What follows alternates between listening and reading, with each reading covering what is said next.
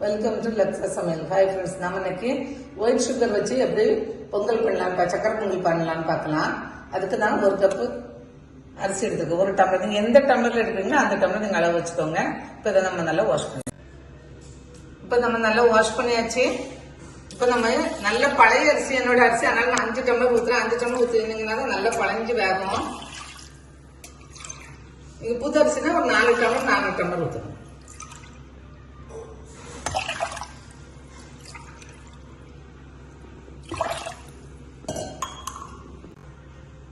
இப்ப நம்ம மூடி வச்சு ஒரு விசில் வரட்டும். இப்ப நம்ம குக்கர் ஒரு விசில் வந்துருச்சு. நான் இப்ப நல்லா சிம் பண்ணிட்டு, நல்லாவே சிம் பண்ணிருங்க. நான் பழைய அரிசி 15 நிமிஷம் வைக்கிறேன். நீங்க ஒரு 12 to 15 நிமிஷம் எங்க புது அரிசினா அவ்வளவு போதும். இப்ப நம்ம சிம்ல வச்சு 15 நிமிஷம் ஆச்சு. இப்ப நம்ம எப்படி இருக்குன்னு பாத்திரலாம். இது பாருங்க, இந்த அளவுக்கு குழையணும். இந்த அளவுக்கு குழஞ்சாதான் நல்லா இருக்கும். இப்போ அடுப்பு ஆஃப் பண்ணி தான் இருக்குது. நம்ம இந்த சூட்ல இந்த சர்க்கரை சேர்த்துடலாம். நம்ம ஒரு கப்பு அரிசிக்கு 3/4 கப்போட கொஞ்சம் கூட எடுத்திருக்கேன். ஏன்னா நம்ம நெய்லாம் சர்க்கரை கொஞ்சம் கூட சேர்த்தா தான் சரியா இருக்கும். இல்ல உங்களுக்கு அதை விட இன்னும் அதிகமா பிடிக்கணும், நீங்க போட்டு இன்னும் 1 ஸ்பூன் சேர்த்துக்கோங்க. நல்லா உருக்கி வரட்டும். இப்போ நீங்க ஒரு 1/2 டம்ளர் காய்ச்சி ஆற வச்ச பால் தான் அதை சேர்த்துக்கணும். இது கொஞ்சம் நல்ல கலர் வரும், அதுக்காக தான்.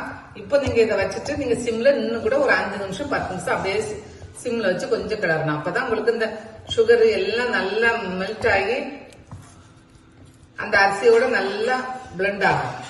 நீங்க உடனே எடுத்துட்டீங்கன்னா நல்லா இருக்காது. ஒரு 5 நிமிஷம் 10 நிமிஷம் சிம்ல வச்சு கிளறிக்கணும். நீங்க மினிமம் ஒரு 5 நிமிஷமாவது இந்த மாதிரி கிளறணும், அப்பதான் நல்லா இருக்கும். உங்களுக்கு ஒரு இன்கேஸ் ரொம்ப உறைஞ்ச மாதிரி இருந்துச்சுன்னா கொஞ்சம் பால் சேர்த்துக்கோங்க. எனக்கு சக்கரை பத்தல, அதனால நான் 2 ஸ்பூன் சக்கரை போட்டுக்கிறேன். ஏன்னா ஒவ்வொரு சுகர் ஒவ்வொரு மாதிரி இருக்கும். நீங்க கூட கொஞ்சம் போட்டீங்கன்னா தான் நல்லா இருக்கும். பார்த்து போட்டுக்கோங்க. நான் கிட்டத்தட்ட 10 நிமிஷம் இதே மாதிரி கிளறி இருக்கேன். இப்போ நம்ம நெய் போட்டு தாளிச்சிடலாம். இப்போ நான் இதுல நம்ம எடுத்த கப்புக்கு 1/2 கப்புக்கு கொஞ்சம் அதிகமா தான் நெய் எடுத்திருக்கேன். அந்த அளவுக்கு எடுத்தீங்கன்னா தான் உங்களுக்கு நல்லா இருக்கும். நீங்க 3/4 கப்பு போட்டா கூட சூப்பரா இருக்கும். உங்களுக்கு எந்த அளவுக்கு தேவைன்னு பார்த்து போட்டுக்கோங்க. இப்போ நெய் காஞ்சிருச்சு. நம்ம முந்திரி போட்டுக்கலாம்.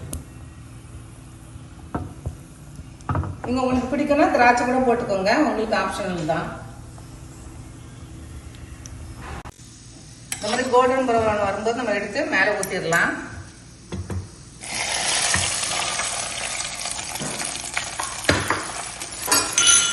ஊற்றிட்டு மேலே கொஞ்சமா ஏலக்காய் பொடி சேர்த்துடலாம்.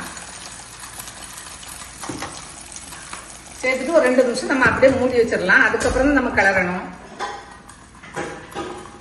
இப்போ 2 நிமிஷம் ஆயிடுச்சு. நம்ம எடுத்து கிளறி வச்சிடலாம்.